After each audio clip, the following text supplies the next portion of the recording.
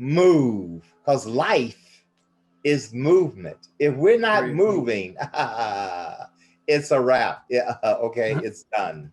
Right. That's called absence of life, death. So everybody wants to move in your career, in your relationship. You want your money to move. You want to be able to move physically. Movement is life. So people come to me when they're stuck. Born in 92 on the block with the Sharks. Come from a different cloth, y'all would get ripped apart. You want it diamond, then you gotta get it in the dark. We dropping nuggets like Carmelo went to Rucker Park. Now we eating from state to state, we scrape the plate. I put my eggs in a basket, took a leap of faith. I took a chance, now we grow and see the impact. Decoding success with special guests, now let's bring Matt. Dr. Siri, welcome to the show. I love your body of work, what you've been able to accomplish, what you continue to do, the amazing stuff that you continue to help people with. It's absolutely incredible. Really honored to have you in our presence today here on Decoding Success. So thank you for joining us. Thank you. Thank you for having me. Yes. Of course. Now, first question, as you and I were just talking, we have over 200 episodes in the can. We've done a lot with this show, but we ask the same question every single time to open it, and it's always a unique response. So I'm curious, how is Dr. Siri defining success today? Success today? Oh, wow. Well, I think I've given it to the higher consciousness. Okay. I honestly am in my life right now. I had one of my oldest friends. I visited he and his wife last week, and he says, well, what do you want to do next? And I honestly said that I have achieved more that was already in my imagination. So I think the work for me these days is just trying to make myself a pure vessel to be aware of all of my shadow stuff, my blocks, so that whatever is intended for me can come, and whatever I am intended to do while I am on the planet will be done. I love that. Now, what was your process of surrendering? Because that's what it sounds like you did. You said that you put it to a greater power. What was that like? And how do we do it nonetheless? It's so interesting. I have a speaking tour coming up in Buffalo, New York. And I was thinking about my coach. I work with a coach, and he was like, and we sort of decoded the real sort of new age leader message I'm giving this season. And what I've come to understand that really is integral to my way of being in the world, on the planet, is I start my day every day with my meditative practice. I've been doing that for decades now. And I think that is the key to really unraveling the self. And so I surrender every morning. It's not in my consciousness not to surrender every morning to the higher consciousness. Now, people don't have to do it like I do it, but that is what is integral to my way of being and surrendering, is that every day I'm bowing my head. Right. Is that your advice in regards to also quieting the very noisy world we live in? Or is there another way of going about it? Well, the world is what it is. I don't really give it a label. It's just what it is. It's what it does. It's, challenges. It is crazy at times. Right. And it brings me clarity. That brings me clarity as to what I can do, should do in this particular situation, in this world crisis over here. Yeah. Sure, that makes sense. Okay, now you mentioned being aware of your shadows, being aware of your blocks. What does it take to do that type of work? Because we all have it, right? I know I'm aware of my shadows, and I'm sure I'm going to become more aware of even more, or maybe get deeper on them. So what does that look like, getting aware of that type of, or that part of us? Well, one thing you can just, I think that everyone can relate to is just look around you and see what is happening in your world. Are things happening that you want to happen? Are you being financially stifled these days? Are you living where you want to be living? Are you with whom you really want to be with? Are you doing the career that you want to be in right now? Is it prospering? So you can see that's a concrete parameter right there that you can go, oh my God, something's happening. My career is not happening, or my relationship is not happening, or my money is funny right now. So that's a concrete parameter that you can determine if you're blocked. Um, did that answer your question? Yeah, it does. And I think the first thing that comes to mind to rebuttal that is like, what happens if we lie to ourselves, right? Because I've lied to myself. I've told myself things are good. When someone asks me, hey, are you good? Yeah, I'm good. But was I really good? The answer is no, I wasn't. And I think we are more prone to lie to ourselves versus me lie to you. I would rather lie to myself. Not that I want to, but it happens that way sometimes. So I'm curious, when it comes to getting an identity of what's going on financially, what's going on in the relationship, what's going on in the career, et cetera, we can find ourselves lying to who we are as a person. So I'm curious, what's your take on that? Well, two words just come up. I don't know, someone gave me a very high compliment last week. I can't remember if it was a client or a friend. And they said, you're always the same. So the work for me is to be authentic. Like the other day, I went to the grocery store and the lady said, oh, how you doing? I said, you don't have time. And it just shook her out of her superficial statement of how are you, that I was willing to let her know how I was. But it's like, don't throw that at me if you really don't want to know. So it's not about I think we're so concerned about our image to others when I'm concerned about being real with myself. And so I think that takes a real intimacy. That's real intimacy. I've noticed that when, you get intimate with yourself and you become aware of your blocks, your challenges, and then when you become intimate with yourself and you're able to be comfortable with that, and you share it with another, then all of a sudden they become intimate. It's so interesting. A friend of mine that I went to visit, we were talking about a show that he worked on. And he said, oh, and I had worked on it with him. He was the director. This was years ago in New York. And he was the director, and he hired me as his assistant director. I was so flattered. We're friends from way back. And he says, oh, I got fired from that job. I said, no, I didn't. I said, I've been fired too. And so just being authentic and intimate and revealing, it gives others the opportunity to be authentic, intimate, and revealing. So when you lie to yourself, you don't hurt anybody but yourself. Absolutely. Now, how do we shift our focus of caring what other people think versus caring what we think about ourselves, right? Because that happens oftentimes these days. Mm-hmm. Well, I think it's really just like sometimes, like I have clients that I do this deep work, and it's like, what's underneath this? Why do I do that? I said, just drop the hot potato. Just drop it. Sometimes it's just as simple as that, rather trying to find out why I do it. And sometimes we do need to find out why I've incorporated this way of being in the world. But sometimes it's as simple as, this doesn't work anymore. Let me just stop it. It's like when I realize something doesn't work in my life, I stop it. Like, for example, I used to love ice cream. I'm lactose intolerant now. I can't eat it. I stopped the day I became aware that I can't do it anymore. Some people are stubborn, hard-headed, whatever. They continue to do that which doesn't work. And, sometimes that stubbornness turns into stupid. It does. Absolutely. If you just continue to hold on to this, it doesn't work, then it's like, oh, come on now. Right.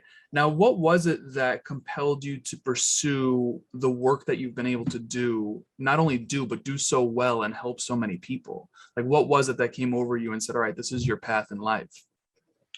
Well, I listen. I think that's really the key to success. I really do listen to what I'm feeling. I listen to the whisper that comes to me. I listen to what other people say, and I put it all together. But I remember I was on a video doing uh, I used to be a dancer choreographer, and I was doing a dance video with Michael Peters. I don't know if you remember Michael Peters. Before your time, he choreographed Thriller. Yep. Not I'm Michael familiar with the Jackson. name. He didn't. I'm f- Michael Jackson did not choreograph Thriller. Michael Peters choreographed Thriller. He choreographed Beat It, Dreamgirls. Anyway, so I was doing a dance video with him, and we had a moment, a break there, and they're changing the cameras and everything, and so it was very quiet on the set. And I looked around and I saw how troubled my peers were, how forlorn, how there was a longing, there was some kind of dissatisfaction in that moment. And in that moment, the voice came, I want you to go back to school, get your master's, become licensed, and have a practice with individuals in the industry. That was more than 20 years ago. I listened. I follow. Like I was talking to someone the other day, and they're in a career where it's not growing anymore. And I said, hey, you've got to keep up with the times. And then he was talking about how ideas and words had come to him. And I said, well, the difference between me and you is I follow it and you talk yourself out of it. right. I listen. What has your role of serving people to the capacity in which you've done taught you? Like you're helping people learn about themselves, but what has that process taught you? Well, it's deepened me into the awareness of who I am. I think I'm a transitional object on the planet. Mm. People come to me when they're in transition. And that's my calling presently. Nobody comes to me for a party. I'm not on Jay-Z's party list. I don't know why he's not invited me. Beyonce has not invited me, but people still that level, they're not my clients at all. But that level of clientele does come to me. Right. Or when they're in transition. And that's just what I do. That's so they have deepened me into and one of my clients years ago, I said to them, why do you always call me when you're going through things? And he says, because you're part of my process. Mm. So I've surrendered to that. And I'm it's very humbling. It's very humbling to be able to selflessly serve like that. When you use the word transition, what do you mean by that? People are stuck. People are blinded. They can't see the blind spots. They're lost. They're depressed. Depressed to me is you're pressing the self down. They're going through something to where they just cannot move forward. And I'm always the one seemingly these days that can say, look over there, or let's dive deep into this and get rid of that psychological bacteria. I wonder what it would be if you did this, so it's just helping people to move, because life is movement. If we're not moving, it's a wrap. Yeah, okay, it's done. Right. That's called absence of life, death. So everybody wants to move in your career, in your relationship. You want your money to move. You want to be able to move physically. Movement is life. So people come to me when they're stuck. Well, in your experience, why do people get stuck? Why do people get depressed? Is it because they're disconnected from their true essence, or is there something more to it? Well, two things come to mind. I really do work on the unconscious level. Nobody wants to be stuck. Nobody wants to be depressed. But we all are stuck on the unconscious level. And that's why I've come to see that's the deepest work that presently I've come to understand. It goes down, Mm. and that's soul work. And it's always things that we don't know about ourselves. It's things that we can't see that stop us in life. Like, the abuse, the unconscious, abuse, the devaluing that, parents unconsciously could have done, the bullying in school that, individuals forget about the impact, and then we bury that stuff. And then the Yeah. next thing you know, we can't move. We're just full of psychic, logical debris, Mm. waste. Why do people avoid that work? It's scary. It's painful. Do they not Nobody, want to relive it? no, Mm. no. Like, for example, you have to have the ego strength to go through that. For example, people that have unfortunately experienced sexual abuse, we as therapists have to be very conscious that, an individual may not be ready to revisit that, so they have to have the ego strength before we, take them there. That's just being clinically conscious, so it's very painful. It is, but what confuses me, right? And I can speak from personal example here from people in my life. Although they choose not to do the work with someone like yourself and really get deep and uncover all of that and maybe relive it for a brief period of time, what they'll actually do is live it out every day and maybe even go back to the person that's abused them. Yeah. Why? To go back to the person that's abused you. It's so interesting. I was listening to an individual the other day, and they had been abused, and they were talking about they should be, just perhaps sexual with them. At the same time, they were traumatized by the experience. So the psyche is split. The psyche is split. The body does what it does. Like, so someone is abusing you and the body can still be stimulated because it's full of nerves, and it, that's the body. But psychologically, something else is going on with you. It's inappropriate. You didn't want it to happen. Why is it happening? I'm too young for this. They're older than me. What are they doing? I've never experienced that. So it's two different experiences going on there, which create a conflict. And conflict means you're stuck again, going in two directions at the same time. You don't move. Exactly. Exactly. How much does our childhood tie into something like that, right? Whether and I've been abused or neglected in many different areas of my life, whether that was from my mother or past relationships, and I wasn't even aware of it.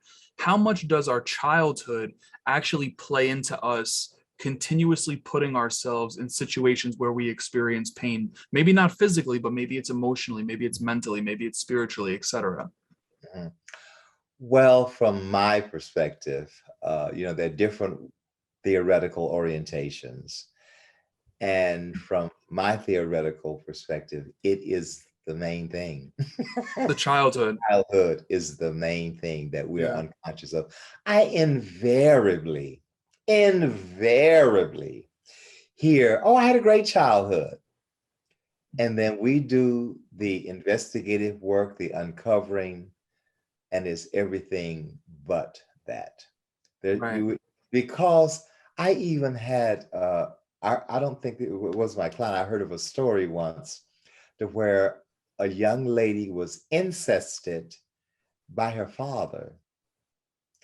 And she thought that was happening to all of her other little girlfriends. Wow. Because whatever we grow up with in our family, it's the norm for us. We don't know. We're young. We're being raised. We're being taught. So she thought that was happening. She thought to everybody else. So, if, dad comes home drunk every night and head falls into the plate of spaghetti and wakes up in the morning, and you think that's the norm for you. You just Right. adjust to it. And yet you're not aware of the impact upon you, the How do impact. how do we reprogram that conditioning? Like, is there any, does it have to be one-on-one work, or can like someone that's listening to this maybe get like a step-by-step of how to even at least begin? Well, there are different practitioners, theoretical orientations, approaches. I mean, everything is out there. And my God, I have had so many different teachers.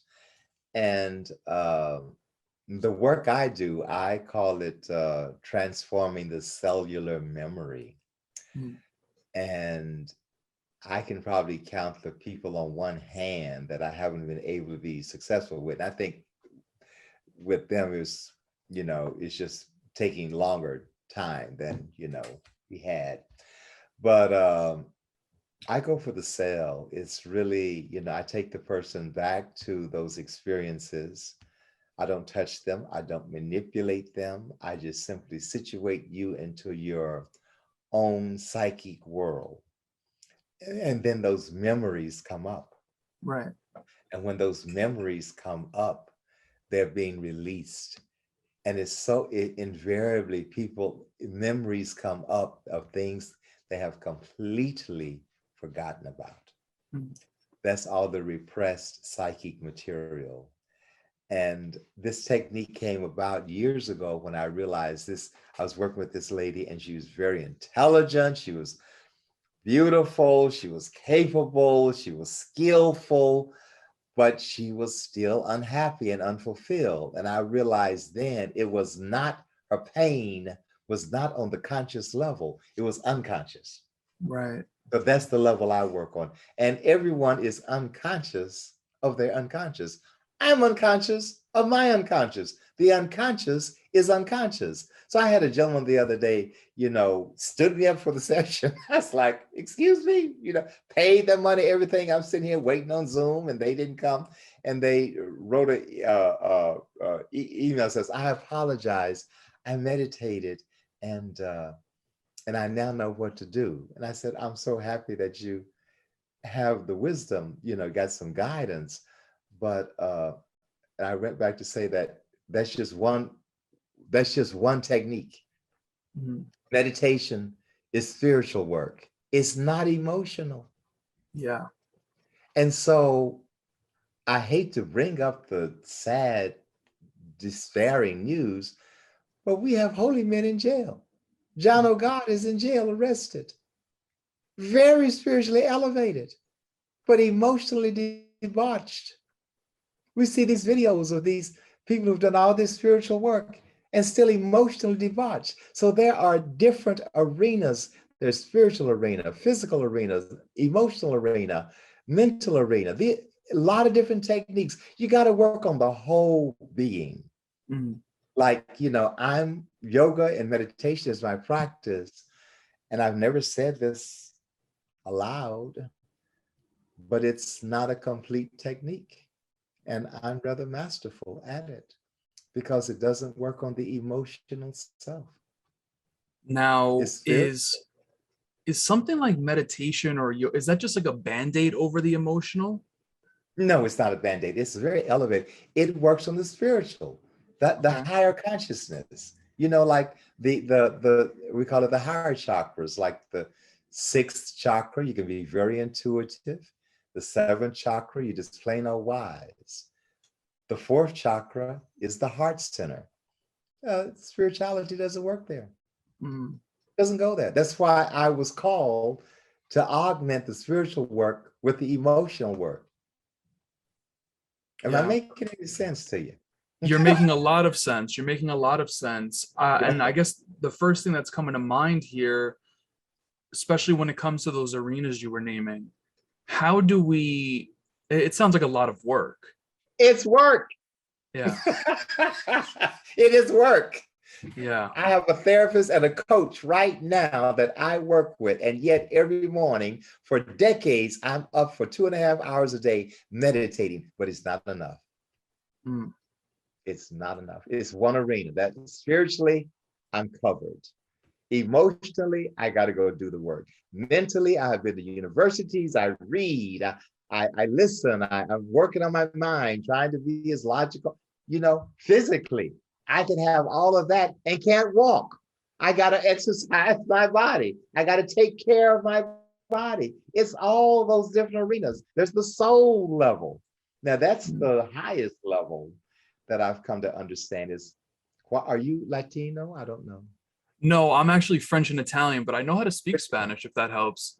Oh, no, no, no. No, I'm just saying, I just know your ethnicity. I'm just saying why you're born French and Italian, why I'm born Black, why we were born in America, why you were born with the proclivities and tendencies that you have, the challenges I have, the challenges you have, the family you're born into. All of that is the soul level. So in doing the deep spiritual work, one can overcome and the samskaras that we come into the lifetime with. Like, we all got debts to pay. Right. I make it look easy, but I have done some work on myself and I continue, and it's not over until it's over, the Right. work, So yes, you've got to just be aware of all of your limitations. Like, it's hard to be successful in all of the arenas. Like, for example, the king of pop, was he successful in relationships? I don't know. Was he successful sexually? I don't know. But I'm just saying, those are all arenas. Just because someone can sing or someone can dance or someone can be a great host of a show doesn't mean they're fulfilled in all of their arenas. Right. How do we balance those arenas? Is it okay if we miss a day of something? Like, I'm just curious because it, like I said, and you agreed to it, it's work, right? It's a lot of it. Work. It's work. How do we balance them though? Well, I think the word is commitment. Being committed. You have to be commitment. Okay. A master doesn't miss his work. Mm. You don't miss a day. Like work with my spiritual master, there were meditations we have to do for 40 days in a row, or you do 90 days in a row, or you do 180 days, not 180. 180 days is mastery, And we were taught, if you missed one day, you got to start all over. Mm. So 40-day meditation and you miss day 28, got to start all over to the next day and start back at 1. To master is to be disciplined. Yeah, that's powerful. I'm sitting here in awe because I do some of it, and I'm grateful for it. Absolutely. Especially the therapy, all that, the physical, etc. But there's obviously some arenas that I could definitely improve on. So this is kind of an awakening. Well, what can we say? I love it. I want to backtrack just a little bit. We were talking about traumas and abuse and stuff like that, childhoods. How do we forgive? And the reason I say that, I was born into a Roman Catholic household. I went to Catholic school my entire life. They preach forgiveness in the Bible, but they never teach how to forgive. I'm curious, what are the steps to forgive?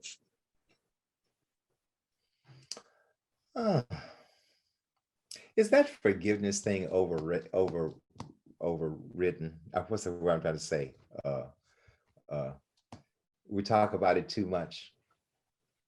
I don't know. So I think it's difficult to forgive, and I think you have to be compassionate to yourself. When you really can forgive and let it go, do so.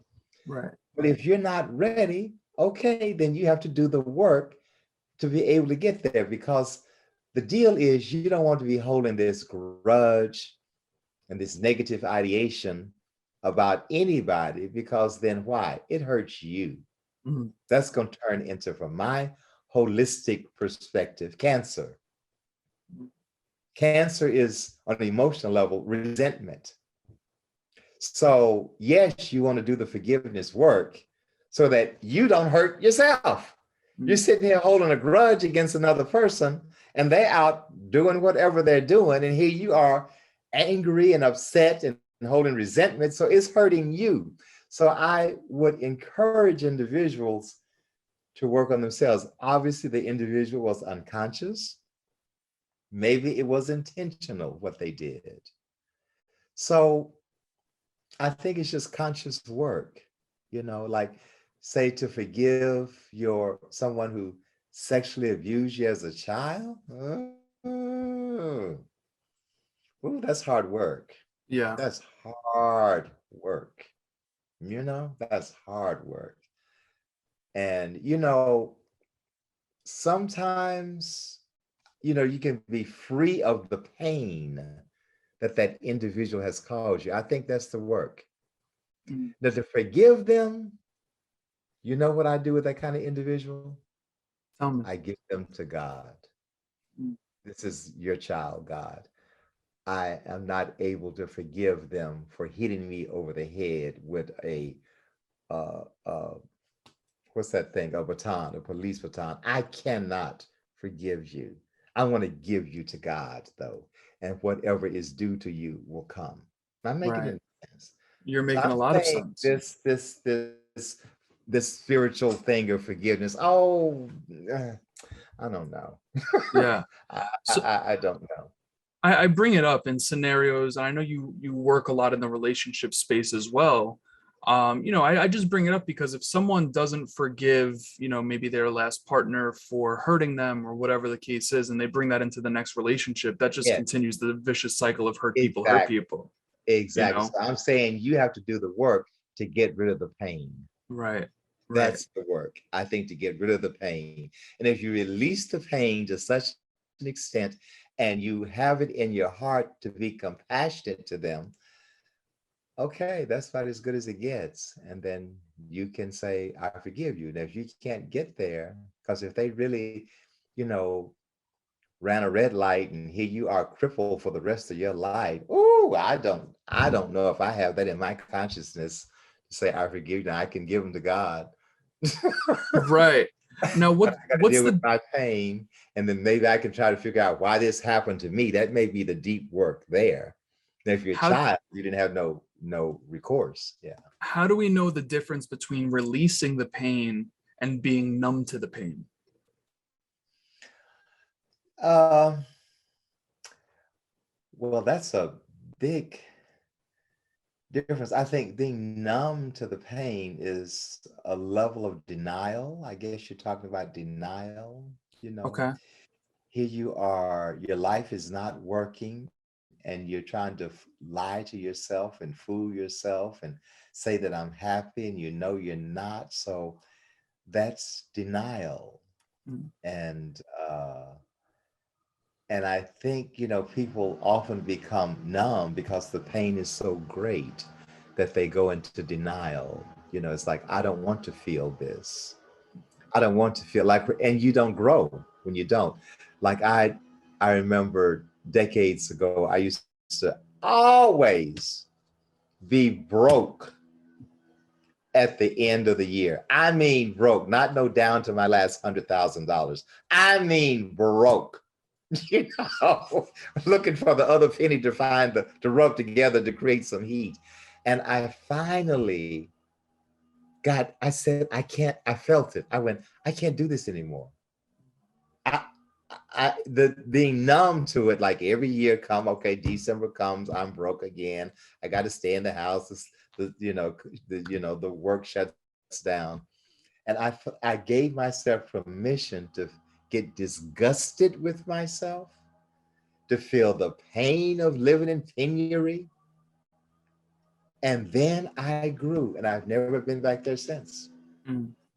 So when we get numb, it's just, I'm sure the pain is so great, you just don't want to face it and realize it, but it doesn't serve you. It doesn't Right. serve And that goes back to what we were talking about earlier in regards to people avoiding the work. They don't want to relive it. They you. just push it down. But Mhm. I'm curious, from your work in the relationship space, what has been the biggest reason you've seen relationships don't work? Relationships, people not honest. People Yeah. not honest. People can't, I think number one, if you enter a relationship and you really want it to work and you want it to last, that's work too, Yep. because both individuals are changing, things are happening to them. And communication, I think, is key. And so communication is heart to heart. It's not head to head. And so when couples come to me, it's usually one is in their head and one is in their heart. Now that's like one is speaking French and one is speaking German. So that is no communication. And I find that I call that man talk and woman talk. Doesn't mean that the man cannot embody the feminine principle, which he must, and the woman embody the masculine principle, which he must at times, to be balanced. But when we enter that arena, like for example, I'll give you an example. There was one individual I worked with years ago, and uh, the relationship had ended, right? And this person had, and they knew the person was not right for them. And this individual cried for about 35 minutes in the whole session. Now, I could logically have said, you know, this relationship is not right for you, stop it. That's not where that individual was. That's disconnecting with them. So what did I do? I was with their heart, the pain that they loved this individual that still was not good for them. And I just sat there and let them feel their feelings. And the individual left, and I looked at the check, and they had given me a tip. You know, we don't tip therapists. I was like, what is this? They had put more money on the check than they were supposed to pay, because I had connected to them deeply and was on the emotional level with them, rather than being logical. Oh, it doesn't make any sense. You know, there. Am I making any sense to you? It's communication, heart to heart. Yeah, you're making a lot of sense. Heart to heart. And so if you don't, who care with all this logic stuff? But anyway, it's, yes, we must be logical. Yes, we must be logical. Yes, we must be reasonable. Yes, we must be practical. But we can't live without our heart. Mm. You can live brain dead. Yeah, agreed. Can't live without the heart. And so we devalue feelings, heart-centered consciousness. We devalue that. Yeah, especially men. Yeah, I was going to say, because women embody that primarily, we can devalue our women. Yeah. Now, one thing that I see, and I'm born and raised Queens, New York. I've been here my whole life, and from my experiences, what I see oftentimes is an imbalance in the energies that you were referring to, masculine and feminine, when it comes to relationships. Women are taking on a much more masculine role, and they're staying there. They're not coming back to their natural, feminine divinity. And then on the flip side of it, men are doing the opposite. And it's kind of a weird space. Is that something that you're witnessing, or is that totally not something that you're seeing right now? You said men are, I didn't quite understand that one. Go there with me again. Yeah. So one thing that I see, and I don't know if it's because women have been hurt so much that they're embodying more masculine principles, and which is fine, right? But at the same, like, you embody both energies, which is what you mentioned earlier, but you should have the ability to come back into your feminine essence, right? And I'm seeing it as a male that, heterosexual, that dates women. I see women staying in that masculine, which is great, but have trouble coming back into the feminine. And that instantly creates conflict, because masculine and masculine don't go, it's masculine and feminine, etc. Is that something really, is it really, now this is my intuition working. I'm hearing you're saying that the woman is not forgiving you for something that she feels that you wronged her. Not even just me. And if anything, it's her not forgiving. And I'm just speaking from past examples here. It would be her not forgiving someone in her past, not even me. Okay. So see, that's emotional. She's being very feminine. Right. See, she's stuck in her pain, her hurt. Right. That's hurt. I'm here. That's not masculine. And But that's like, you go ahead. what she does, and in one particular instance here, what she does is mask that pain with mask that pain with masculine things, though, like Okay. try to excel in her career, Okay. work as much as she can, Okay. etc., etc. Yeah, yeah. But underneath, I'm hearing the reason is the hurt, because Yep. men have hurt her, or whoever has hurt her. So then she's, getting away from making her heart available. And she, it's just like puts it to the side and gets off into the masculine. So the majority of people that come to me are hurting. Yeah. They're hurting. And they may present as angry. If you present as angry, I already know you're hurting. Right. And so I go down. So am I making any sense? You make a lot of sense. Yeah. She's not she's hurting. Yeah. And so that is so comforting when the greatest therapeutic technique I think that I employ is when I'm able to accurately reflect someone. It's nothing like that. If someone really gets you, oh my God, it's nothing higher on the planet. Like the lady that you're talking about, for me to go to her hurt and not to go to the symptom. You talk about the symptom. Right. The symptom is she's adopting masculine way of being in the world. So you missed it. Right. To connect with her would have gone to her hurt. Interesting. I love that. I could stay on here all day. I know I need to let you go soon. A couple more questions for you, though, Dr. Siri. I know you've done podcasts. I know you were just on the School of Greatness. Amazing episode. What is a question you wished more people would ask you, and how would you answer it? More people ask me. Well, I think they ask me when they get my present. They usually go for it. But I think the highest level, and I don't work there all the time, is the soul level. Okay. To see what is the journey of your soul. Like, for example, I can think of individuals who the earlier part of their life really, really suffered. And it was very painful. Now, that was the journey of their soul. Right. And now they're prospering. So they had to go through all of that to get to this place to where they're now prospering, because that was, so to help me come into an acceptance and realization of my soul journey, my soul work. Yeah. That's the highest level I think that we can go. I love that. I've actually had my soul read before. Okay. It was really expensive.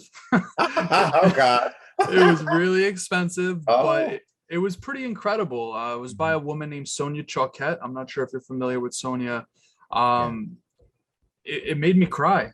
Listen, and I'm getting the chills saying it. It really, really made me cry, because I had things, and this really connects with what you were saying before about listening, right? Like, I had things that I wasn't listening to, and she never met me, and she was telling me things that I was thinking about, or things that were coming up, and boom, I was like, that it just clicks, it's powerful. Yes, I understand. Yeah. I understand. Yeah. It's powerful stuff. But Dr. Siri, I know you have a book out, the Pocket Guru.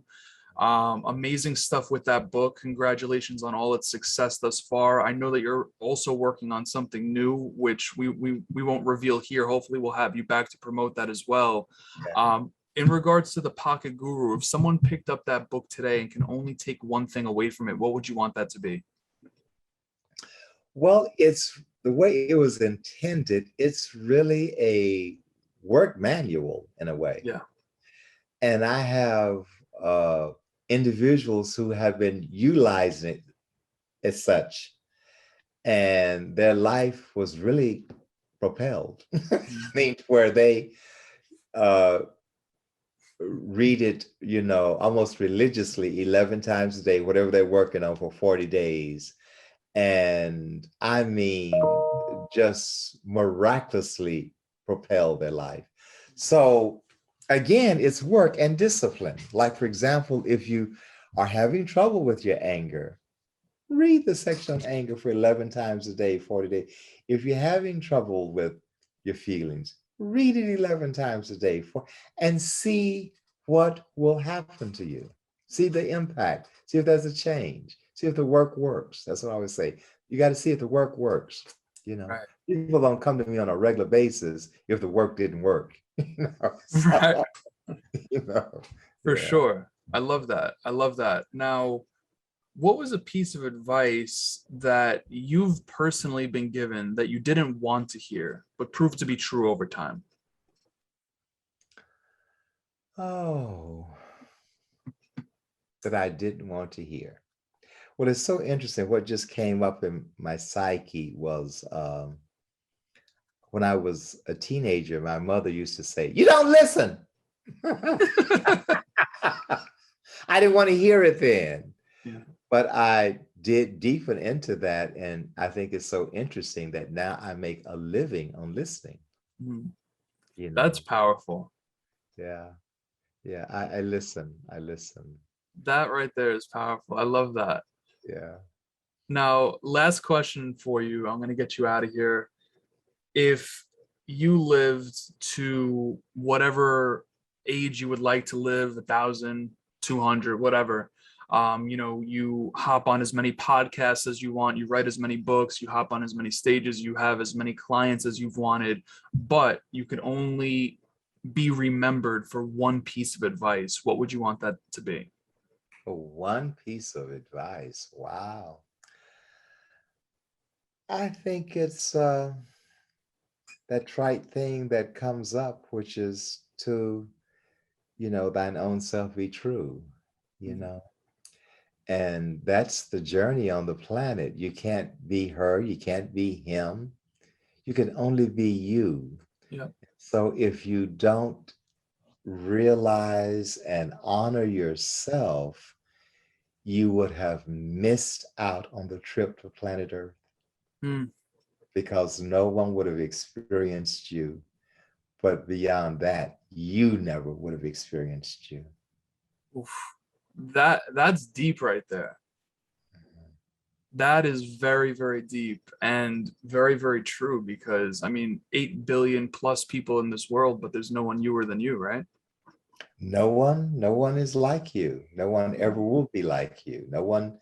So the goal is to be you. I love that. Yeah. That's powerful. I'm glad we're ending it on that note right there. That's going to have a lot of people thinking. It has me thinking.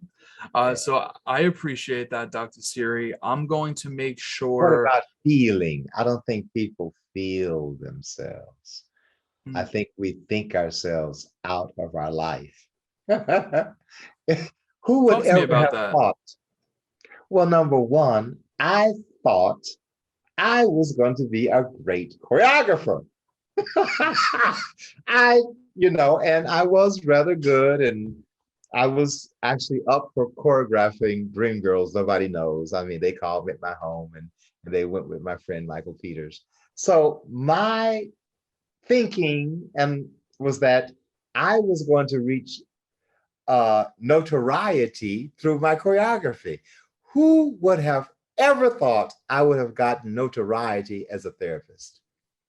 A career while you're behind a closed door. I felt myself. I listened. How do we do more of that? How do you do more of that? Well, that's the surrender you talked about earlier. We talked about earlier. You have to surrender to you. And that means from moment to moment. It's like, if you're tired, go lay down, take a nap. Sometimes in that nap, some of the greatest ideas come to you.